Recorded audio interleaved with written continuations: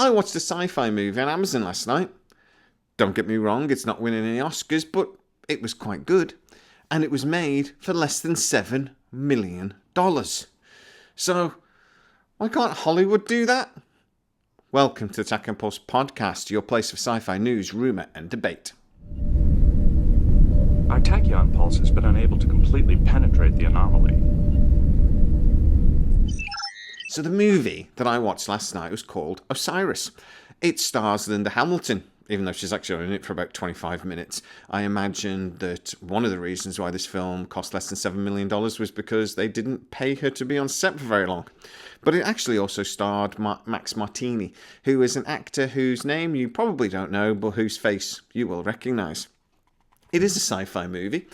There are bits in this movie that you'll go, that's a bit like Star Wars.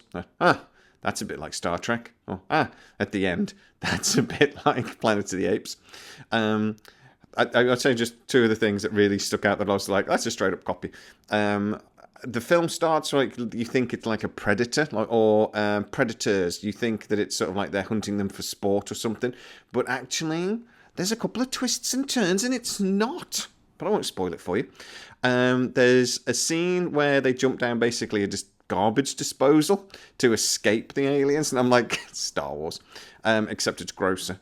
The basic plot of the movie of how they are found and these aliens come and attack the Earth is because they find Voyager 1, and I'm like, Star Trek the motion picture. So there's a few other scenes like that you just go, it's a straight up rip-off. But actually, for like basically a sci-fi B-movie, the dialogue's fine. The CGI, actually, I think, is very good. The sets are a bit, what you would expect from a movie for $7 million. But this isn't like a sci-fi movie that you would expect to see on sort of the Sci-Fi channel back in the day, or late night at, 2 a.m. on whatever channel. It's actually quite well put together. Like I say, the dialogue's fine. The aliens are really good, actually. They kind of remind me of the Klingons from either J.J. Abrams or the Series 1 of Discovery, or something like that. I think that's what they remind me of.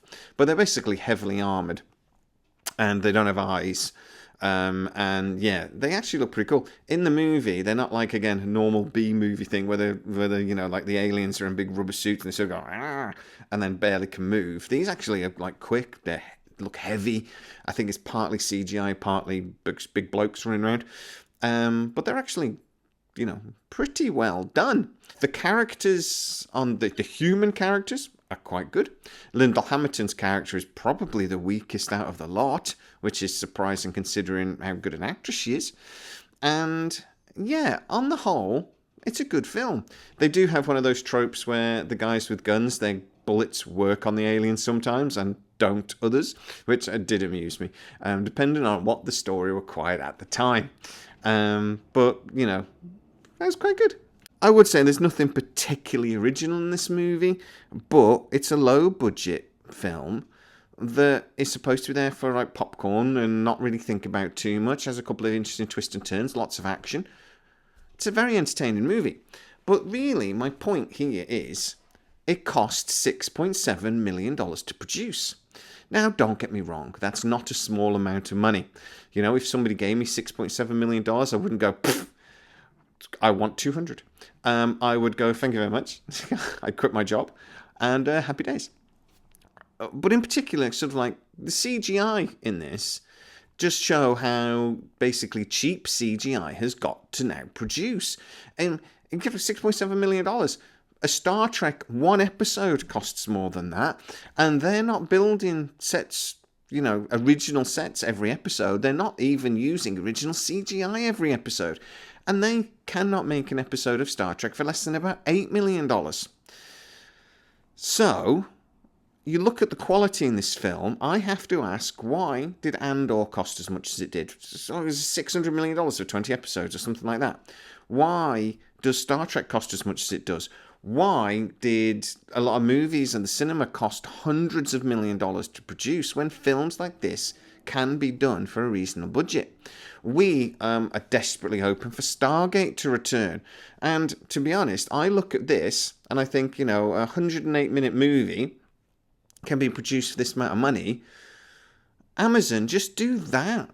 Do a Stargate movie, this sort of quality. Do it for about $10 million and just see what happens.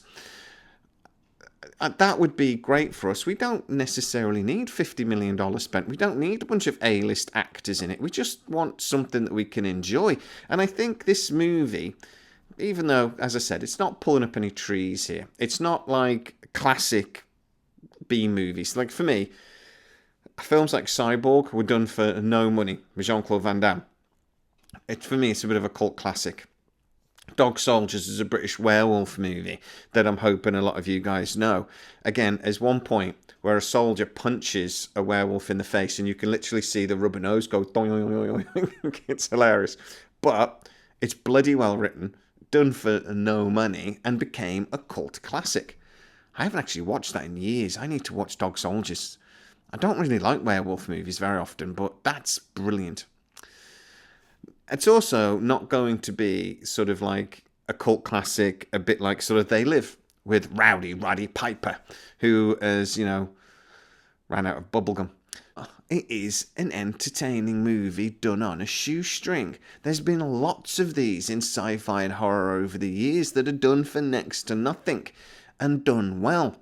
Hollywood seems to have forgotten how to do it.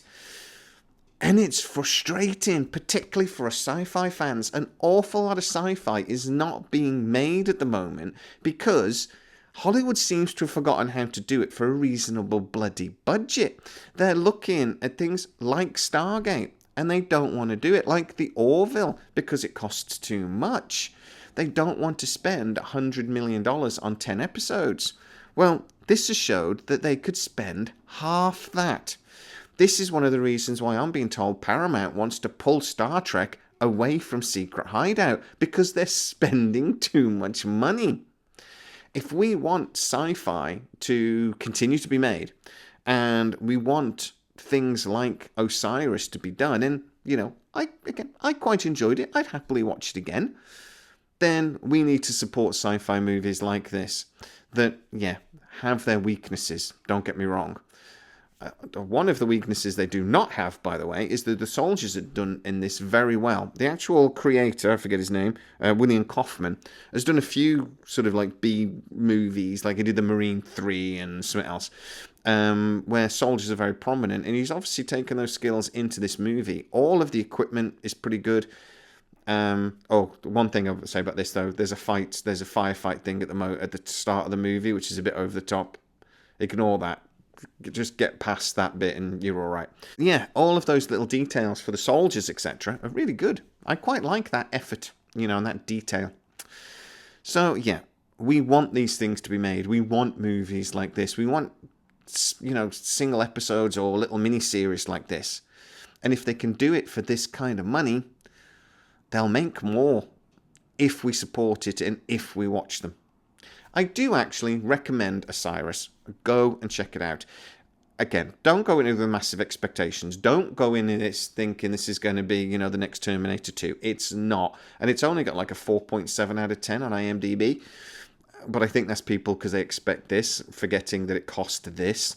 But go check it out. If you are new to the channel, please like, subscribe, hit that bell notification. It really helps us out and you'll never miss any of our new videos. Also, you can become a member of the channel. Get to see all these videos before everybody else. We're also on Patreon where I do little preview videos like I did this morning. You get to see that only on Patreon, as well as lots of inside information that I can't share on, the open channel that's YouTube. So again, for a small fee, which supports me, you can go check that out as well. There are links in the description. As always, please stay safe. Go watch Osiris and get in the comments and tell me what you thought of it. And I'll see you next time. Our tachyon pulse has been unable to completely penetrate the anomaly.